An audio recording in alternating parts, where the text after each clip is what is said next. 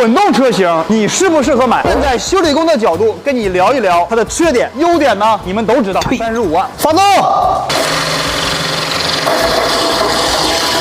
后边这个位置和中间这个位置啊，在金属和金属的摩擦声。其一，它这个车前面有2口轴承，也就是输入轴的，可以说是没有散热。发动机把热量啊传给变速箱之后，它的油呢在里头呢，这变速箱油也和这个轴承离挺远，热是彻底散不掉啊，多热都得自己扛了。响声啊，就是前面这个轴承，这个轴承里头的这个助力这个架子都磨出来了，你说得多高的温度，得多热呀！来拉一拉，这个弹珠看没有？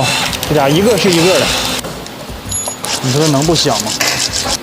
没有散热，这口轴承根本就这个啊是前面的离合器的分泵啊，它这个轴承呢是卡在这上面的，温度高了之后啊，这里边橡胶碎掉了，看没看着？混动车辆的电池啊，它是在后边的，然后这驱动呢是在前边的，都是靠这个电线啊来完成连接。由于它是高压电啊，凡是有一点溅水、破皮等故障问题啊，就直接自我保护，直接抛物，就是咱俩谁都别动弹，就在这儿等着救援。3，它这个变速箱啊就俩档，一个低速。一个是高速啊，来完成动力传递。换挡呢是转速偏高。买混动车啊，都是为了省一些开销，但是好像油没省下。4，买了混动之后啊，你就会体会到一句话：买车容易，修车难呐。